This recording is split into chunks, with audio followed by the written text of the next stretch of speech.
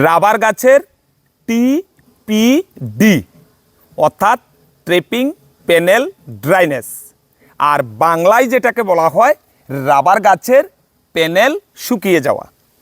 Actually rubber গাছের panel কেন শুকিয়ে যায় কিংবা একটা রাবার গাছের টিপিটি কেন হয়, আজকে এই ভিডিওতে সম্পূর্ণভাবে কিন্তু আলোচনা করব। আর চ্যানেলে নতুন এসে থাকলে ভিডিওতে লাইক দিয়ে চ্যানেলটি সাবস্ক্রাইব করে অল নোটিফিকেশান অন করে রাখবেন, যাহাতে করে আমি রাবার গাছের বিভিন্ন তথ্য নিয়ে যে ভিডিওগুলি পোস্ট করি সর্বপ্রথম যেন আপনার কাছে চলে যায়। তো আলোচনা শুরু করছি। অ্যাকচুয়ালি একটা রাবার গাছের যখন টিপিটির সমস্যা হয়ে যায় অর্থাৎ ট্রেপিং প্যানেল ড্রাইনেজ যখন হয়ে যায়, এই রাবার গাছটা কিন্তু পুরোপুরিভাবে লেটেক্স দেওয়া বন্ধ করে দেয়। অ্যাকচুয়ালি একটা রাবার গাছ প্যানেল শুকিয়ে যাওয়ার আগে এখানে কিছু লক্ষণ প্রকাশ পায় যেগুলি আমরা বুঝতে পারি না। তো আজকে কি কি লক্ষণ প্রকাশ পায় এবং আমরা এই রাবার গাছের প্যানেল টিপিটি হওয়ার অর্থাৎ পুরো প্যানেলটা শুকিয়ে যাওয়ার হাত থেকে রাবার গাছকে কিভাবে আমরা রক্ষা করতে পারি সেই বিষয়ে একেবারেই পুরো আলোচনা করব। হ্যাঁ, তো দেখুন, এই রাবার গাছটা দীর্ঘদিন ধরে লেটেক্স দিচ্ছে না।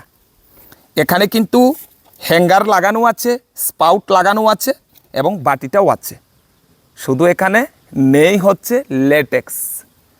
এবার কেন লেটেক্স আসছে না, না আসার কারণ কি, হ্যাঁ এই বিষয়গুলি বিস্তারিত তুলে ধরছি। হ্যাঁ, এই যে দেখুন, এখানে এই যে হালকা পাতলা লেটেক্স বের হচ্ছে, কিন্তু এখানে যদি আমি ট্রেপিং করি এখন কিন্তু লেটেক্স আসবে না। এটা না আসার কারণ কি, এই প্যানেলটা ড্রাই হয়ে গেছে। অ্যাকচুয়ালি এই প্যানেলটা কিন্তু একদিনেই পুরোপুরি ড্রাই হয়ে যায়নি। এটা ড্রাই হয়ে যাওয়ার পেছনে অনেকগুলি কারণ রয়েছে। প্রথমত যে কারণটা সেটা হচ্ছে, আমরা যারা রাবার বাগানের শ্রমিক হিসাবে যারা কাজ করি, আমাদের যদি ট্রেপিং সম্পর্কে উপযুক্ত ধারণা না থাকে সেই ক্ষেত্রে কিন্তু আমরা প্রতিদিনই রাবার গাছের গোড়াতে এসে রাবার গাছটাকে ট্রেপিং করে দিয়ে চলে যাই, কিন্তু আমরা একবারও ভাবি না যে এই রাবার গাছটার বর্তমানে কোনো সমস্যা আছে কিনা। তো এই টিপিটি কিন্তু একদিনে হয় না, এটা দীর্ঘদিন পর কিন্তু একটা রাবার গাছের টিপিটি হয়ে যায় অর্থাৎ ট্রেপিং প্যানেল ড্রাইনেস হয়ে যায় কিংবা একটা রাবার গাছের প্যানেল শুকিয়ে যায়। আমরা যখনই একটা রাবার গাছকে ট্রেপিং করি তখন ট্রেপিং করার সাথে সাথেই কিন্তু এই যে চ্যানেলটা আছে এই চ্যানেলের মধ্যে কিন্তু লেটেক্স উঠে আসে।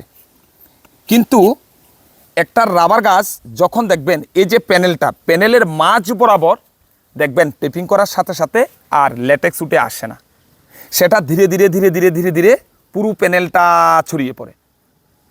এবার দেখবেন যে পুরো প্যানেলটার মধ্যে আর লেটেক্স উঠে আসছে না, যেটা বর্তমানে এই রাবার গাছটার মধ্যে হচ্ছে। হ্যাঁ, তো যখনই ট্রেপিং করার সময় আপনারা যদি লক্ষ্য করেন সেখানে দেখতে পাবেন যেই সকল রাবার গাছগুলি টিপিটিতে আক্রান্ত হয়ে গেছে বা টিপিটির সমস্যা হয়েছে, হওয়ার আগে এই যে পুরো প্যানেলটা শুকিয়ে যাওয়ার আগে প্রথমে কি কি লক্ষণ সেখানে প্রকাশিত হয়েছিল, সেটা হয়েছিল প্রথমে এই যে প্যানেলটার মাঝখান জায়গা দিয়ে লেটেক্স উঠে আসছিল না, মানে টেপিং করার সাথে সাথে তখন মাঝখানের জায়গাটার মধ্যে লেটেক্স উঠে আসছিল না। এরপর দেখবেন এই যে চ্যানেলটা এই চ্যানেলের জায়গাটা ধীরে ধীরে ধীরে ধীরে ধীরে ধীরে এভাবে শুকিয়ে যেতে থাকে, অর্থাৎ মাঝখান থেকে দুটোটা সাইডে ধীরে ধীরে ধীরে ধীরে শুকিয়ে যেতে থাকে। তো আমরা যদি প্রতিদিনেই এসে শুধু ট্রেপিং করতেই থাকি সেই ক্ষেত্রে কিন্তু একটা সময় আসে এই যে পুরো প্যানেলটা সেটা কিন্তু ড্রাই হয়ে যাবে। তো তাই আমাদের উচিত যখনই এই বিষয়টা আমাদের নজরে আসবে তখন সাথে সাথেই কিন্তু এই রাবার গাছটাকে 2 থেকে 6 মাস পর্যন্ত ট্রেপিং থেকে বিরত রাখতে হবে। তখন দেখবেন আস্তে আস্তে এই রাবার গাছের প্যানেলটা ঠিক হয়ে যাবে। এই যে এখানে দেখতে পাচ্ছেন, এই যে দেখুন না, এখানে ধীরে ধীরে ঠিক হচ্ছে। এই যে দেখুন না, এই লেটেক্স উঠে আসছে, ধীরে ধীরে ঠিক হচ্ছে, অর্থাৎ এই প্যানেলটার মধ্যে এখন মোটামুটিভাবে লেটেক্স আসছে। এই যে দেখুন আসছে।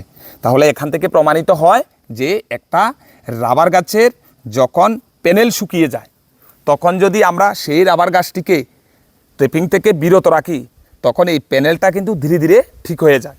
কারণ একটা রাবার গাছের প্যানেল শুকিয়ে যাওয়ার জন্য, অর্থাৎ একটা রাবার গাছের ব্রাউন ব্রাস্ট কিংবা টিপিটি হওয়ার জন্য কোনো ধরনের ছত্রাক ব্যাকটেরিয়া এগুলি দায়ী নয়। দায়ী হচ্ছে আমাদের ভুল ট্রেপিং। ভুল ট্রেপিংয়ের ফলে কিন্তু রাবার গাছের প্যানেল শুকিয়ে যেতে পারে। তো একটা রাবার গাছ সম্পর্কে যদি আমাদের উপযুক্ত ধারণা না থাকে তাহলে রাবার বাগান কিন্তু বেশি দিন টিকবে না। মালিক থেকে শুরু করে রাবার বাগানের শ্রমিক পর্যন্ত প্রত্যেকেরই কিন্তু রাবার চাষ সম্পর্কে উপযুক্ত ধারণা থাকতে হবে। তো সকলেই রাবার চাষের প্রতি ধারণা নেবেন এবং দেখবেন বিভিন্ন ইউটিউব চ্যানেলের মধ্যে কিন্তু বর্তমানে ভিডিও তুলে ধরা হয়। তো সেগুলি সকলে দেখবেন। শুধু যে আমার চ্যানেলটার মধ্যে ভিডিও দেখতে হবে এমনটাই কোনো কথা নয়। যেই সকল চ্যানেলের মধ্যে রাবার চাষ সম্পর্কিত বিষয় নিয়ে ভিডিও পোস্ট করা হয় তো এগুলি দেখবেন, তো অনেক কিছুই ধারণা পাবেন। আশা রাখছি বুঝতে পেরেছেন। এতক্ষণ সাথে থাকার জন্য সবাইকে অনেক অনেক ধন্যবাদ।